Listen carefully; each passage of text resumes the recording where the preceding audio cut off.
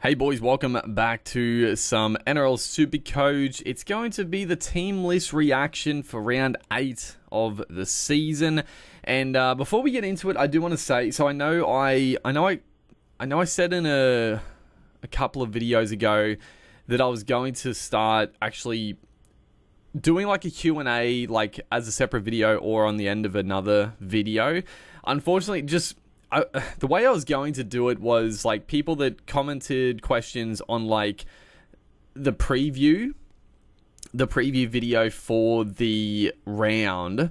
I would try to get like a separate video up for those and answer them. Unfortunately, I can't find the time before like work and stuff after I do the preview because the game's on Thursday night, so I don't get a chance to actually sit down and record. So what I was going to do, I've already seen a few people ask questions on my review for the start of the week. Obviously, after round 7, put up the review video, seen a few comments, a few questions, and what I was thinking now, it makes more sense to do it like this. So I've seen the questions, and obviously this video as well. And going forward, any questions, I'll pretty much take those questions and either put them. Depends how many. Again, it depends how many. I'll either answer them in the preview for the coming week, or if there's a lot we can do, I might do like a separate video for it. But yeah, the videos basically, the videos before the preview basically. People are still going to ask questions on the video before lockout, which is fine, and I'll do my best to answer those questions as well. But that's sort of the plan going forward. But let's get into the team list, because there is, I already see Nathan Cleary on the front, so that gives it away. But the team list for this week is definitely going to determine our potential trades, that is for sure. So we're starting with the Warriors taking on the Gold Coast Titans. So the Warriors, looks like Kurt Capel is out. I don't know. I know he'd been playing with a bit of a niggle for a while, so I don't know if it's just a flare up of that or whatnot. But the back line looks as you'd expect. I know there's been a few calls for a bit of a change up in the back line, but they've kept it the same. Halves, forward pack, still very strong. It looks like the young guy Jacob Laban comes in. I guess there's a cheapie there in Laban, but I don't think... I haven't heard the news about Capel, but, from what I previously heard, I don't think it's going to be like a long-term injury. But I guess keep an ear out for potential. If Capel's out for a while, then Laban could come into calculations. Bench of... So you've got Paul Roach and Dylan Walker, a couple of utilities, Tom Ale and Ma'uu Zion. I think is this his debut? I think he was named last week to make his debut. He might have played a game before, I can't remember, but I thought he was named last week and then he dropped off, or he was tipped to make his debut. But exciting either or. And then the Gold Coast, so Brimson does go to fullback. He keeps the fullback spot, obviously, with Campbell being out. Cam Pereira still there. Kelly, Smith-Shields. Smith-Shields, I guess, was another cheapie. I think I talked about him last week, that I just think he's one of these cheapies that he might plug along. He might get the odd decent score, but I just can't see him really making enough cash quickly enough to warrant the downgrade. I think there is an abundance of cheapies popping up that I think Smith-Shields is a guy you can probably let go.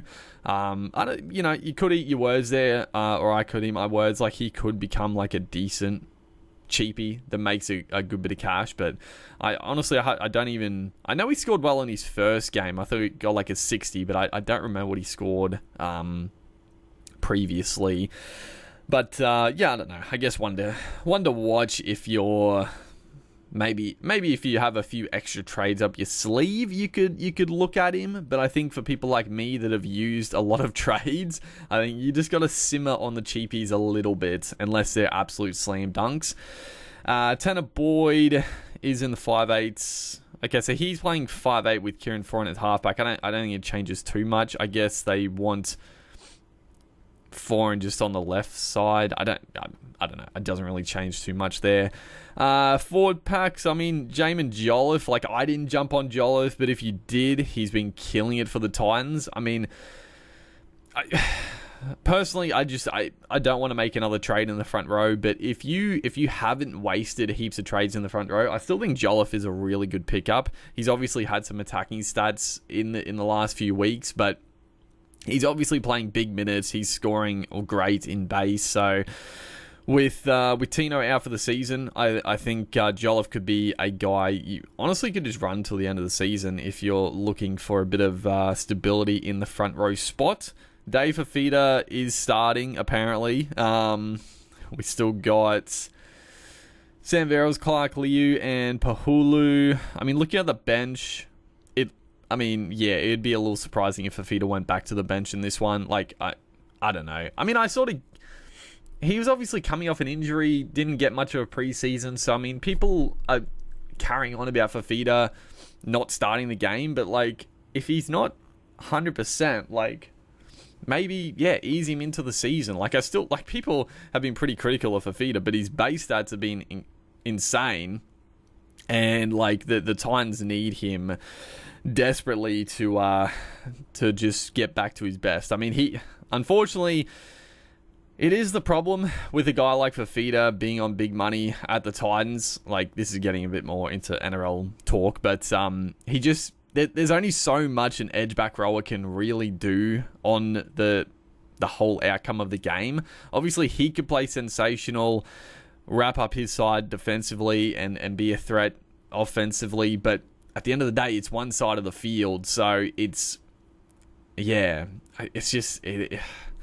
As much as you hate to say it, like, I think the Titans, they probably just sort of spent their money in just a bit wider scope of good players rather than going all in on a David Fafita. But I still think he's a great player. Honestly, Broncos.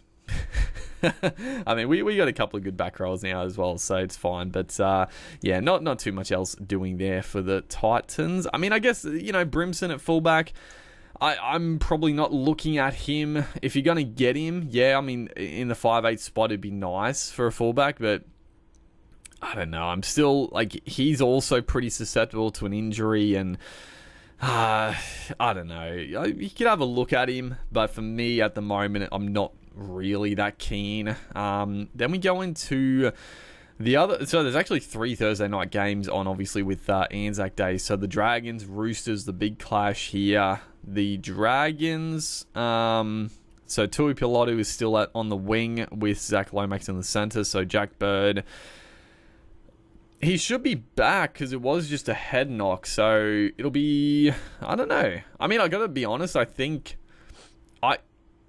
think Jack Bird's that good. Like, Jack Bird can do some good things, and he can be strong at times. But it's doing my head in that I've seen so many people say that Lomax on the wing, he's playing his best footy he ever has. Brother, Lomax has been their best player for so long in the centres. Yeah, he's had the odd brain snap and thrown some silly passes and come up with an error, but he has been their, like, best player for a long time. He can do it at centre. He's not... I've seen so many fucking moronic takes from people. They keep saying, like, oh, he doesn't want to play wing, but he's a far better winger than center. And I'm just like, what are you talking about? He's obviously great on the wing. He's great in the centers, and I think he is far better than Jack Bird in the centers. And I think Tui Pilotu was solid enough. Like, obviously Tui Pilotu is not as big a threat as a Lomax on the wing, but he's a big body. He can make good ground. He does the hard stuff. So, I mean, honestly, looking at the back line, I prefer this than having Jack Bird in the centers. I don't know. Like, he has his good games, Bird, but it'll be an interesting watch. Like, if he's good to go, does Jack Bird come straight back in and Lomax back to the wing? I don't know. I guess we'll wait and see. The forward pack is, as you'd expect. I mean, Tommy Eisenhuth just keeps banging out like 40-odd tackles with very minimal runs. But as a centre winger, if you picked him up at the start of the year, you'd be pretty content. You'd be pretty happy with the 50-odd average, I think. 50 plus, something around there. For Tyler Mariner, honestly, I haven't really looked at his Supercoach like games, but he's obviously been getting that back row spot. I mean, he was the guy at the start of the year we were sort of keen on, but we didn't know, like obviously with Luciano Leilua in the forward pack, it was very sort of up in the air, but I don't think he's really been killing it Supercoach wise regardless. So, I mean, he's probably made a bit of money, but don't think we missed out too much there. Farmanu Brown, honestly, a very good pickup for the Dragons. Like, he came obviously back from England. The Dragons were looking for a utility, and I think he does a great job. Like, he can cover the halves, does a good job at dummy half. So I think that's a pretty good shrewd signing for the Dragons. Then we have the Roosters. So I don't even want to look at him. Dominic Young is back in, the man that just basically ruined my season. But that's okay. You know, we all make mistakes. He's back, obviously. Joey Manu's still in the centres. Tedesco fullback. Sammy Walker comes back in with Luke Keary. Hargraves, Smith, Collins, Crichton, Butcher, Radley, bench of... So Connor Watson goes back to 14, which, I mean, he's a fantastic 14. Like, he's so good. Coming off the bench, can do multiple roles. He's the best utility in the game. Nafahu White has actually been playing pretty big minutes, looking pretty good. Egan Butcher and Terrell May. So, I mean...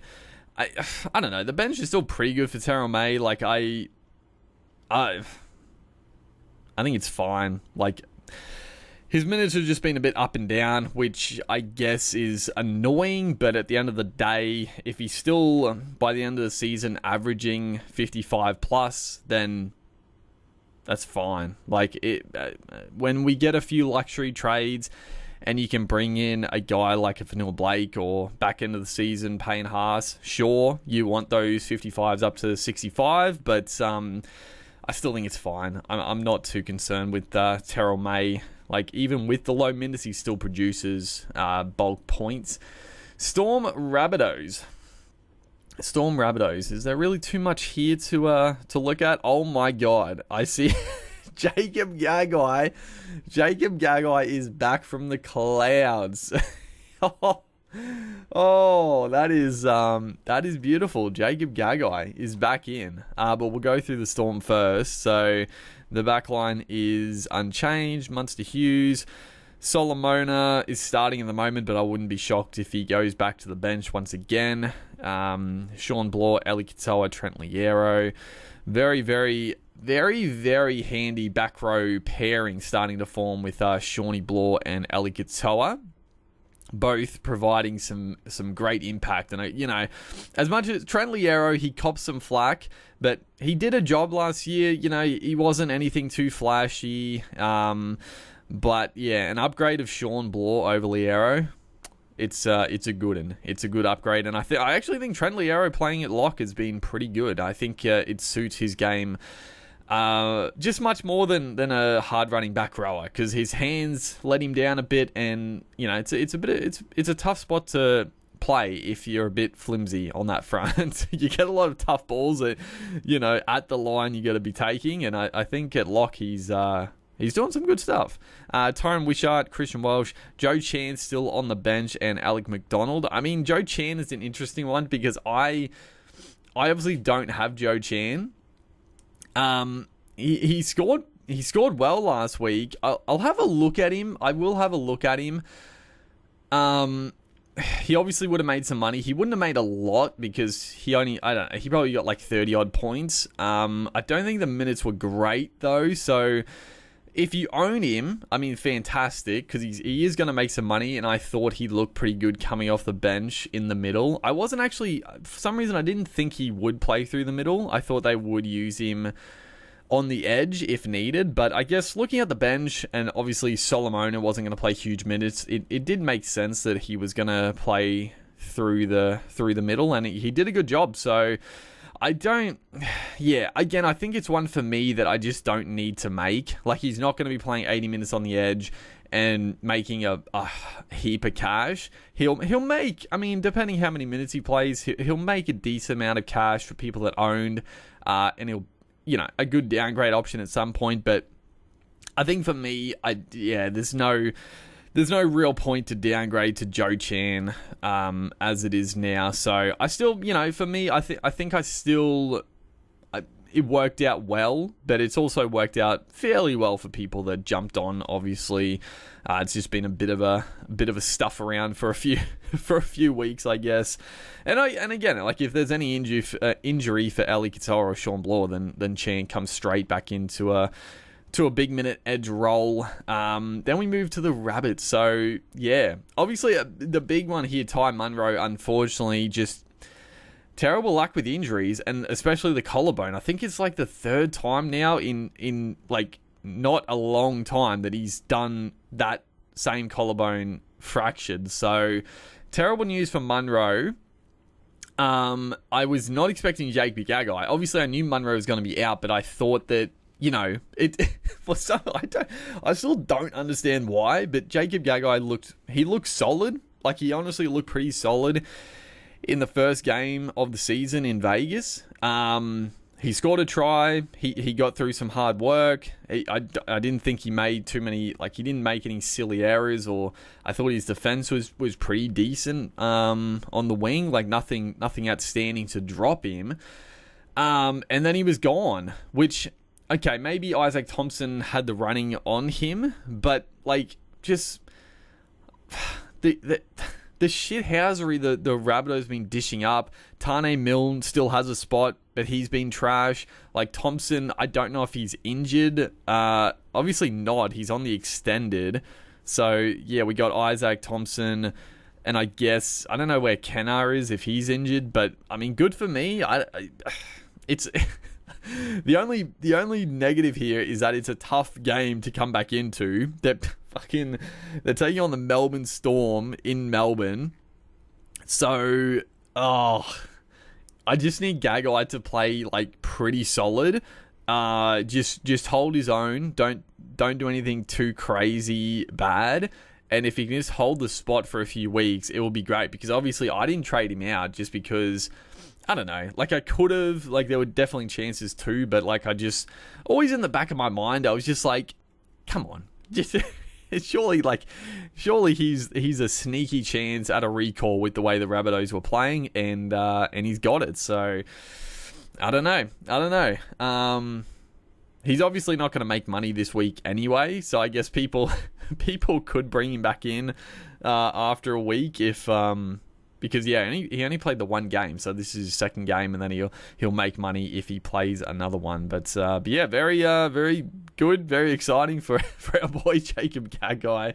But yeah, like I said, come up against Melbourne, man. Oh god, if they put a number through them next week, who knows? They could bring Thompson back in and drop him. So we'll see. It could be a short-lasted bit of triumph there.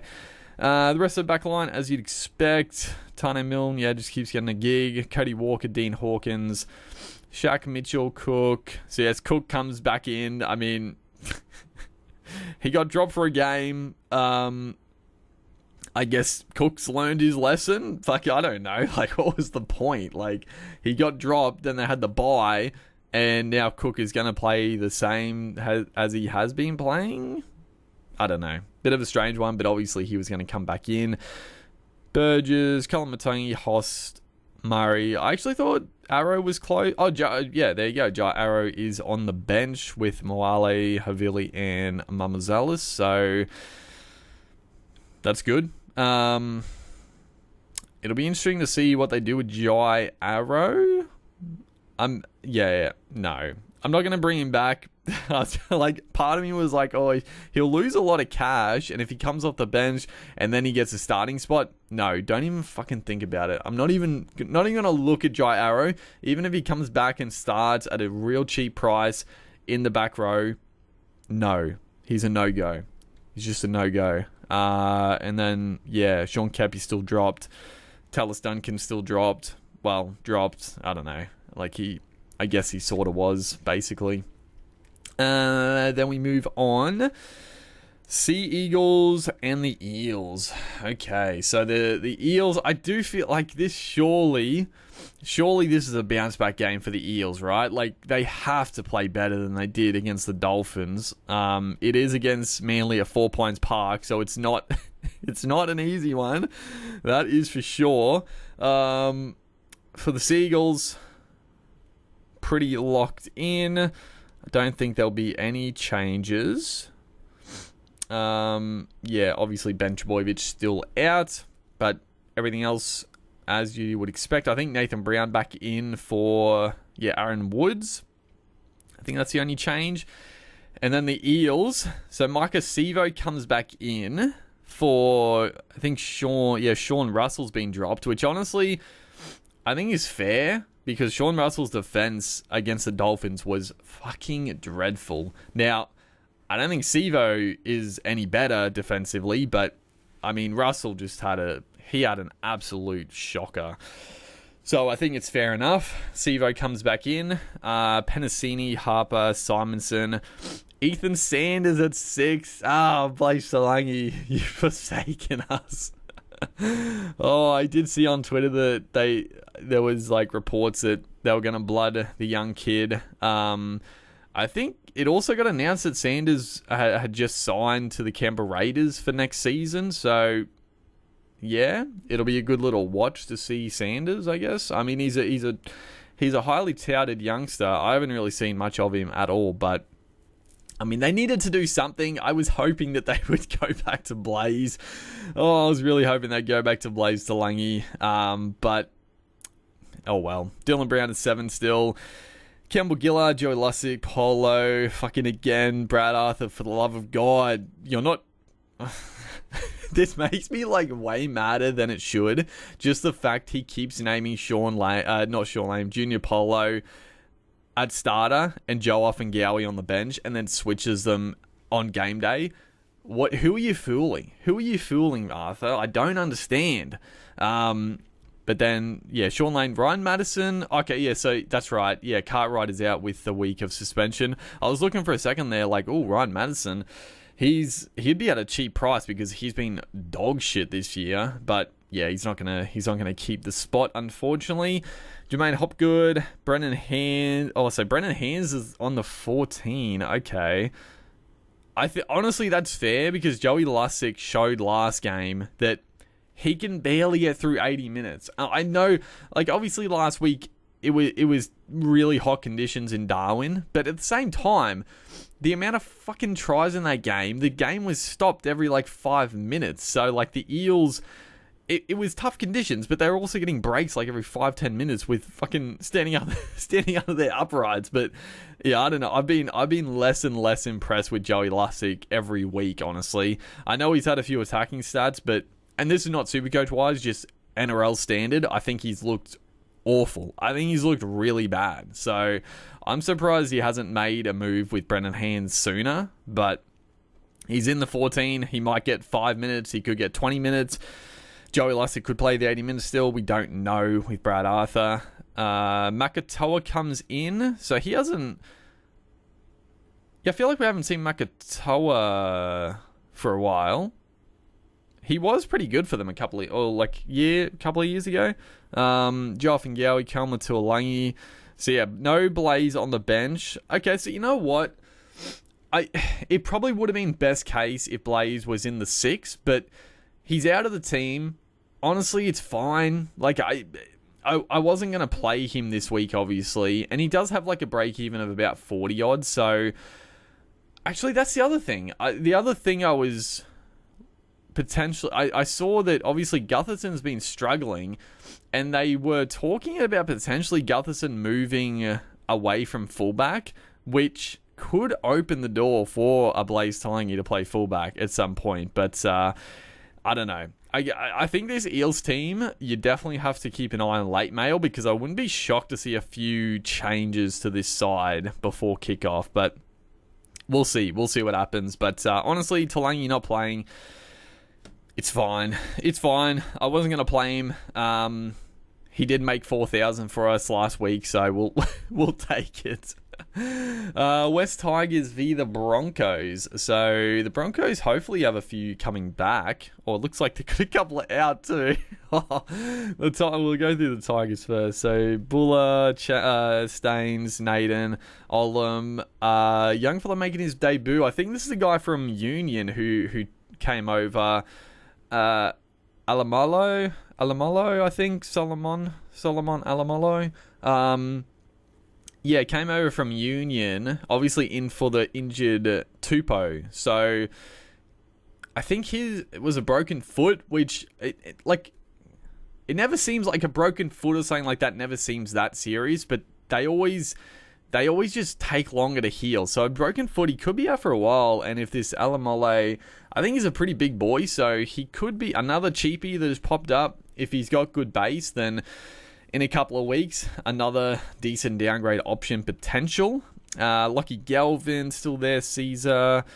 Forward pack is different. So Semi Fine, who comes in to start a back row, and Johnny Bateman in the lock jersey. That moves Fonny Pole. Whew, okay. Fainu has looked incredibly good. I'll have a look at him. I think he's a little bit too far gone. He is dual front row forward, second row forward, which is lovely. I think he's going to be a little bit too expensive. Like, he's not out of reach, but I think for what you want, he's probably a little bit too expensive. If there was any certainty that he was going to hold this second row spot, and I actually think John Bateman works better at lock. Because Bateman, he's good at like offloading and crabbing across field and stuff like that. But playing on an edge, you sort of just want your back rowers to hit the line hard, take those line runs, and just do their job. Bateman doesn't do that, and I think it stunts their attack a lot. So having a guy like a Fainu, big rangy, just powerful back rower, I think suits the team better. And I actually think Fonu Pole coming off the bench is good as well. Like, he can play through the middle, just up the tempo.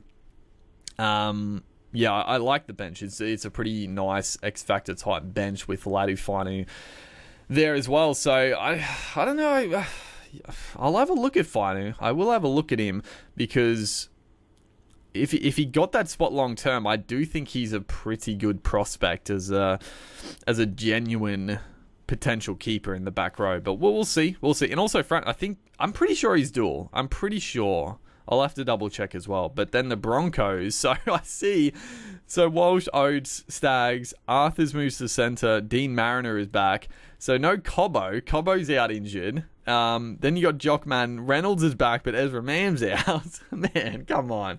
Oh, honestly, like, as much as it's a shame, I honestly think I don't know exactly what's up with Ezra Mam, or Cobbo for that matter. But I think Ezra especially, I think having a week off, there obviously is an injury, but I think just him having a week off to recover is probably good. Like, he's had a pretty hard start to the season, so I think getting a week, maybe even 2 weeks to just freshen up, I think is probably a good thing for him anyway. Even though he's been pretty good the last couple of weeks for sure, but great to see Reynolds back. Payne Haas is back starting, fantastic, with Corey Jensen, Walters, Piacora also. Ricky Carrigan. So the bench makeup now is Smoothie, Willison, Hetherington, and Baker. So I guess that's what we're expecting. Yeah, that's pretty much that's full strength for the forward pack basically. Willison has been, he's been too good. They could not drop him from the bench. Like, if Walters did drop him off, it would have just been a bloody shit show, but he obviously keeps the X factor there. Hetherington has picked up his form as well, and Baker has been, he's been serviceable. He's been pretty good the last couple of weeks, so good to see. But yeah, that's good. A couple of big ins, couple of big losses as well, but it's definitely nice to see a couple of the big boys back in. Moving on, we have got the Cowboys-Panthers. So I'm pretty sure I know one player who's back in, and that is going to be Nathan Cleary. But the Cowboys, backline is the same. Forward pack, McLean, Griffin, Neem is starting in the front row. Finney Fuiaki's still there with Nanai and Cotter. Granville still on the bench, of course. How could you not pick fucking Granville? Tamalolo moves back to the bench with Sam McIntyre, and Thomas McHaley finally gets his start. Well, not start, but a bench spot in the Cowboys team, which it just makes sense. Like, it just makes sense having Thomas McHaley there. Like, McIntyre, like, they already have McIntyre who can play on the edge and through the middle, so they don't need another edge player on the bench. So having another big forward there, Thomas McHaley was great in the trials. I think he's been pretty solid in Q Cup, so it's good to see him on the bench. I think it strengthens it. Like, no, it doesn't make them fucking world beaters just because McHaley's there, but it does make it better. I think it's fair enough that Tamalolo's been put back to the bench. Like, I don't know. I don't know what's going on. Like, he's just... Oh man, the fall off of Jason Tamalolo has been just devastating for me. It's tough to watch, and I don't know if it is injury. I don't know if pain is just fucking him over with minutes. I think it's a bit of both, but hopefully off the bench he can, I don't know, up the ante a little bit when he comes on. I still don't know why Jake Granville's getting selected, but that's, you know, we could complain about that every week, I guess. He's oh man. But then the Penny Panthers, so Dylan Edwards, Taruva, Tungo, Taylor May is back. Brian To'o, Luai, Cleary, forward pack. So I think this is full strength. This is full strength Panthers. Dane Laurie. So the bench is looking like Laurie, 14, Smith, Liam Henry, and Luke Garner. So I do need Liam Henry this week, although he does provide like a sort of a free loop for me. So it doesn't really matter to me too much if he goes big, but it'll be a good another watch this week for Liam Henry owners to see with like full strength. Is he only going to get 30 minutes per game now with everyone back on deck, or is he going to get more like 35, upwards of 40? I don't know. I guess it might also depend sort of how the Panthers are going. Like if the Panthers are killing it, then, you know, why risk Fisher Harris and Leota? Give Lindsay Smith and Henry a few more minutes, so that's also another thing to factor in. But yeah, that's pretty much that. Obviously, it's going to be a tough one for the Cows. Obviously, Cleary coming back in, full strength Panthers.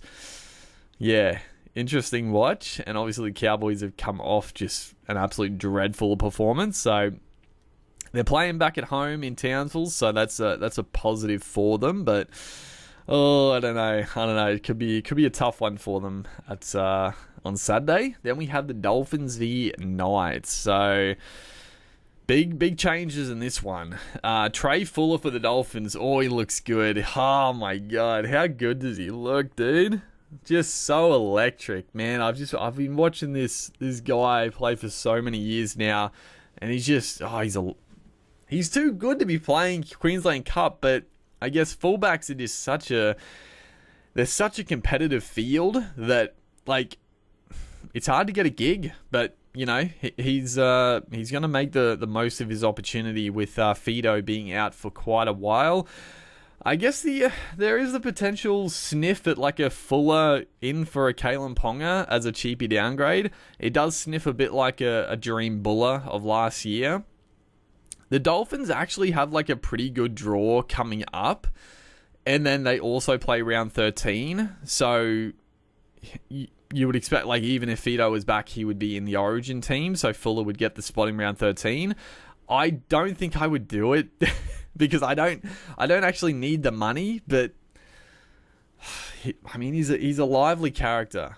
He'll be another good watch this week. But yeah, I don't think you could do it. I mean, if you wanted to take the punt, it could be a shrewd move, but probably doesn't have I mean, probably. He definitely doesn't have the ceiling of those other fullbacks. Like, the Dolphins had a just blistering game. He had a fantastic game, and I think he only still scored like 80 odd points, which is great. It's still very good, but, you know, are they going to score that many tries every week? Probably not. So, yeah, it is what it is. A good watch though. He's fun to watch, and I'm great. It's fantastic to see. Obviously, terrible defeat I was out, but it's good to see some other faces in the side. The back line, Tessie New still there. Obviously, unfortunately with Farnworth being out for a bit. Bostock, just don't even look at me. Fuck it, hell. Isaiah Katoa has been sensational coming back in. I mean, last year was probably a year too early, but it's probably accelerated his game like quicker, because he's looked so much better this year. He looks bigger, he looks stronger. Everything about his game has vastly improved. So, yeah, I think it's good signs for the Dolphins, honestly, for how quickly Katoa has become like their gun number 7. But, you know, at the same time, they haven't been tested yet for a while, so we'll see what happens when that happens.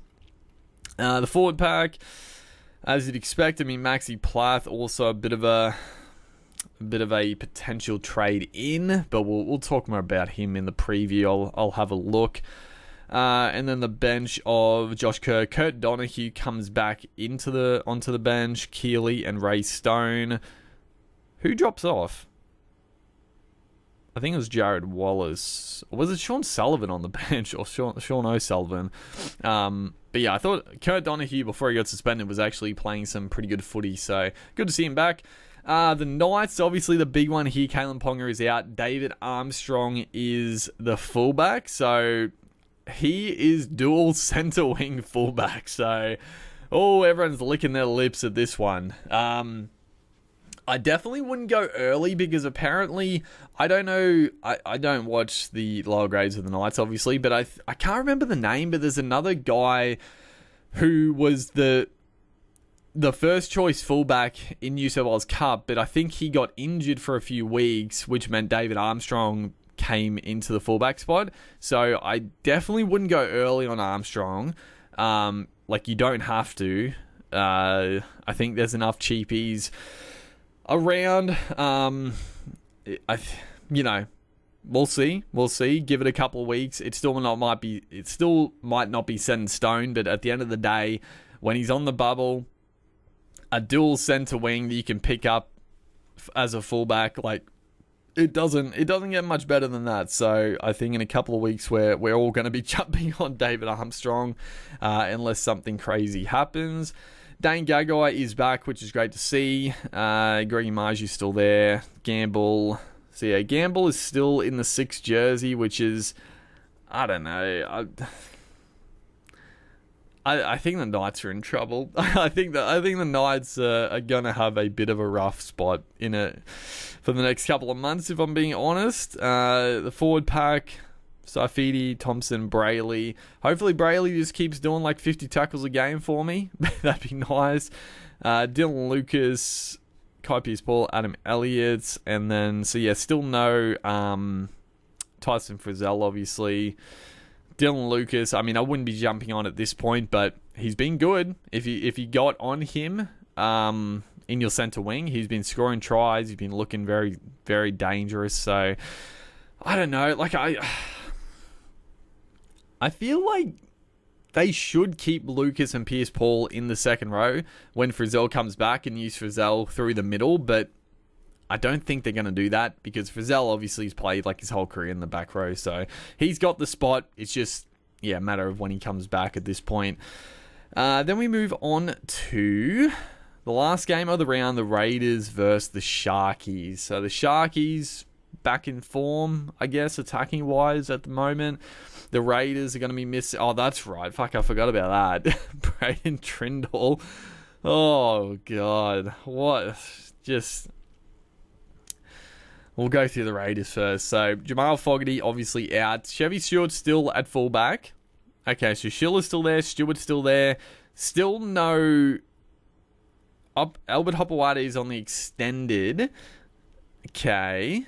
Ethan Strange, KO Weeks comes in at 7 for Fogarty.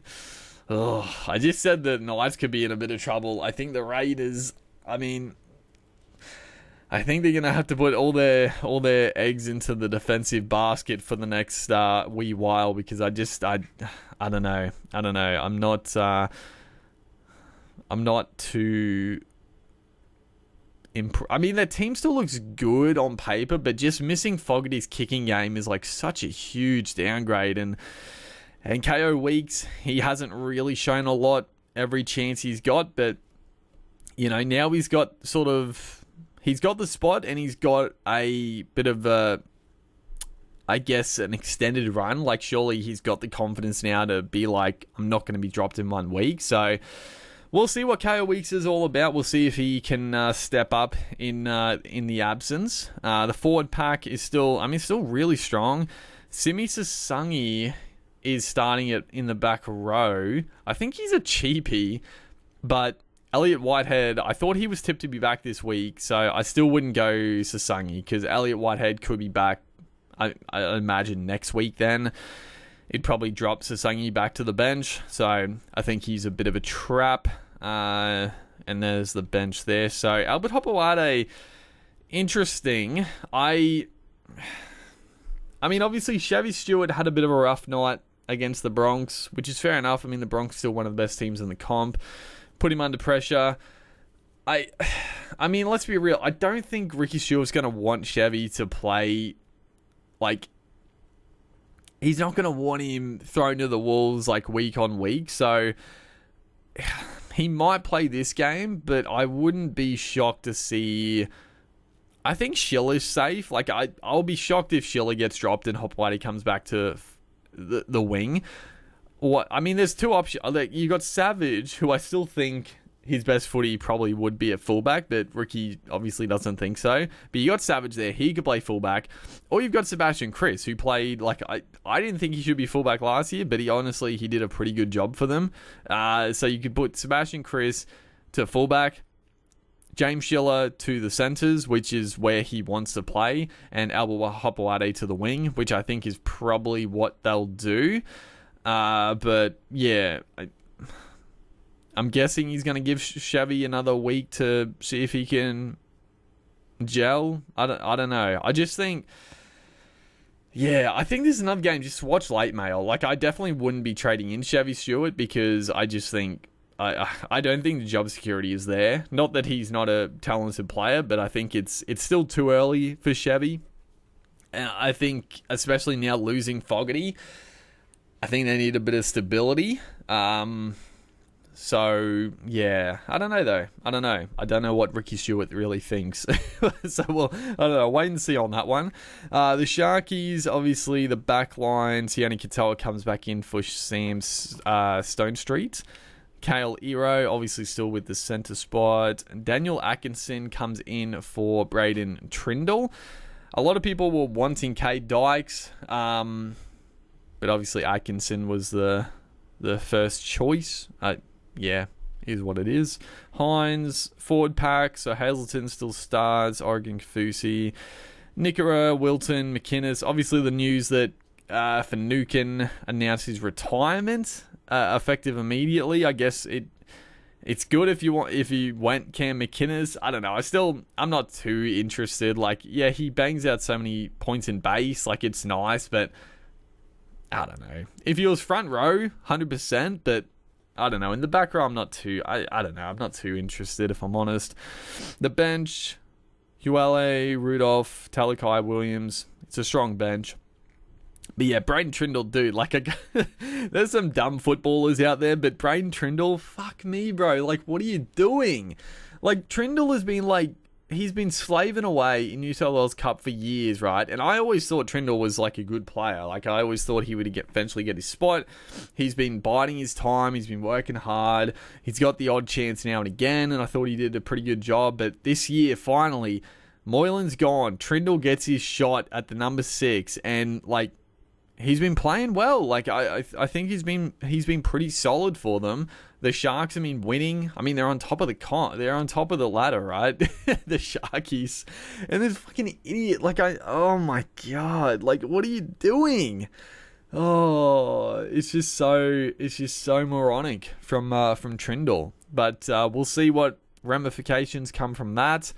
Atkinson, I don't even know his price, but I mean, I guess wait and see on what happens with Trindle and see if Atkinson looks pretty good. And also check his price. But yeah, we'll see. Other than that, not too much else to really talk about. I guess you also got Royce Hunt in the extended. I mean, honestly, I don't really see him coming back into this team. I mean, you also have K Dykes there on the extended, but Royce Hunt, like, who do you drop? Like, you don't drop Hazleton. You don't drop, well, I mean, Oregon Kaufusi, I think, has been pretty underwhelming, but, I mean, he is starting. You're not dropping McInnes. Williams has been sensational. Talakai is great. Rudolph, you probably could drop Rudolph. I think he's been a bit underwhelming as well, but ULA just came back in, so maybe Royce comes back in, but honestly, I think Kale Lero is pretty safe, even with all the big boys coming back in. It looks like Talakai he's on the bench now, so we'll see. But hopefully, you guys are enjoying the content. Yeah, we'll be back for the preview for round 8, which I'm looking forward to. There's a lot of moving pieces, but yeah, make sure to like and comment, and I'll see you guys in the next one.